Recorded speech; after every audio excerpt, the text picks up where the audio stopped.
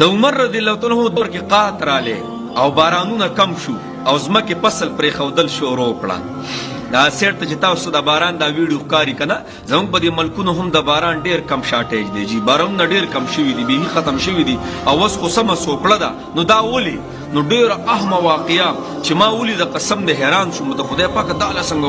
واقع شوې ده. نو عمر رضی الله تعالی عنه د مصر چې کم گورنر دو په هغه ټیم کې ابو عبیده ابن جراح رضی الله تعالی عنه هغه ته خط ولیږو او هغه ته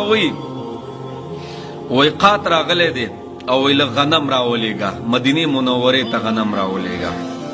هغه ورته دغه سیړی یو خط راولېږو، وایي امیر المؤمنین دومره غنم به در ولېږم او دومره غټه قافله به زه در ولېږم چې یو سره به په مدینه منوره کې او بل سره به په مصر کې دومره غټه د غنم ماشاءالله دومره غنم ډېر پراته دي، وایي دا به زه ټول در ولېږم او غټه قافله به در شي چې مدینې منوره کې به یو سري او بل سر به دلته زمونږ سري، وایي د غنم فکر مه کوه. نو عمر رضی الله عنه فرمایل صحیح ده.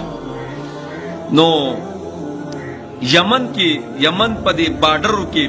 یو دغه اوسېدو بانډیچې او چونکې دغه سړی و څه ورته وایي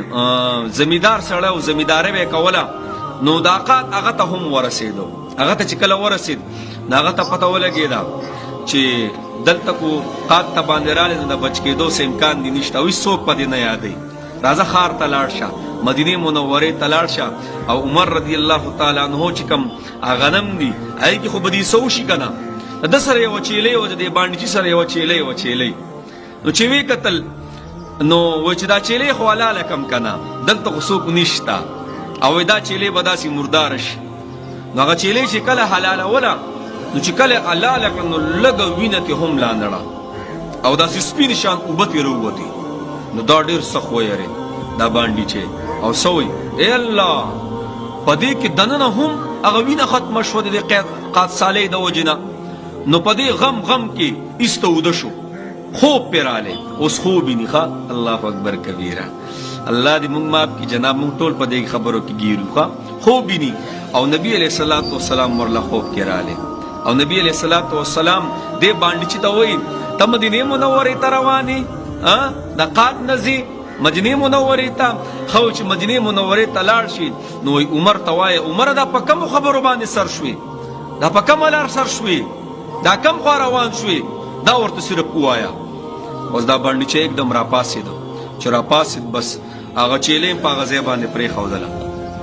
او په منډه منډه را روان شو. چا سره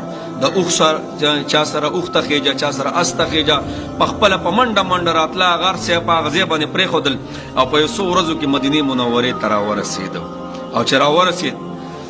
نو د عمر رضی الله تعالی کور وایي کم دی، نو چا ورته کور خو دا د عمر صاحب امیر المؤمنین کور دی. چې کله رالی نو دا بانډیچی دومره په درس باندې دا ور و په درس چې عمر رضی الله تعالی عنه الله اکبر کبیره زما خو دا غونه زیږ شي قسم دی. عمر رضی الله تعالی خپل بخپې په منډه منډه را روان شو. بیبي ورته وایي امیر المؤمنین حوصله وکړه ولې دومره په منډه منډه روانې؟ امیر المؤمنین ورته وایي عمر صاحب نه. هغه بیبي ورته وایي دا خلک داسې ور وایي لږې پوهې که چې دا داسې ور څوک وایي په دومره درس باندې څه چل دی؟ او وایي ته امیر المؤمنین چپړې خو واچوه که نه پیزار خو واچوه. امیر المؤمنین وایي نه زما زړه دګ کوي. الله اکبر. زما زړه دګ کوي او ما ته پته ده چې څه چل شوی دی او دا چې دا ور ټبی او دا ور ټکوي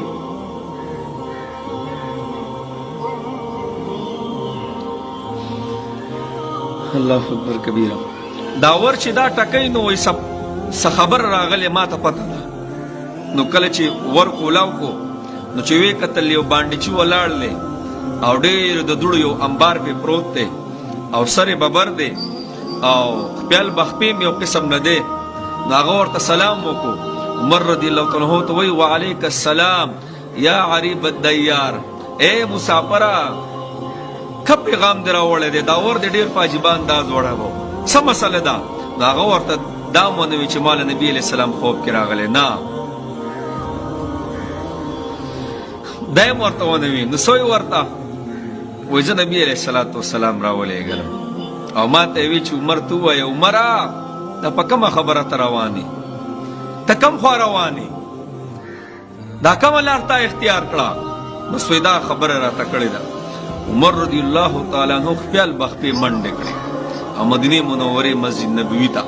او خلک یې راټول کړه او 2 رکعاته د استسقا مونځ یې وکړو او ای الله تم رانه خفه شوی ستا محبوب رانه هم خفه شوی دی ای الله ما معاف کا ای الله ما مصر ته خط ولیکو او د مصر نه مې د خپل هغه غنم وغوښتل چې زما د قید مسله په مصر کې ده ای الله تا ته مې ونه وی ای الله ته ما معاف کا ای الله ستا نبي ما نه په دې خبره باندې خفه شوی دی او دا دعا وه او په مخ راښکلو د هغه ځای جید صحابو نه دا نقل دی هغوی وی لا دعا ختمه شوې نه وه او د مدینې منورې د اطرافو نه ګیر چاپېره نه وی وریځې را روانې وي او داسې را روانې وي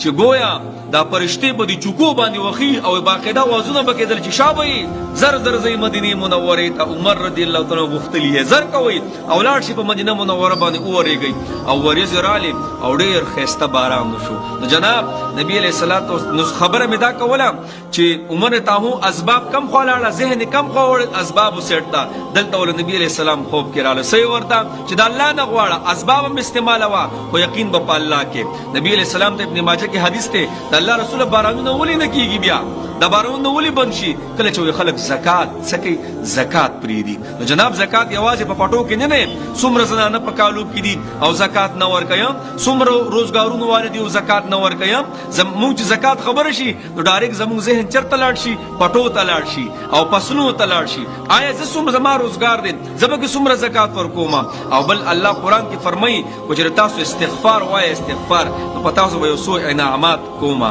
پای کې یو باران هم نه نو غرض مې دا دی جناب زموږ د ځینو کې ډېره غټ خشکي ده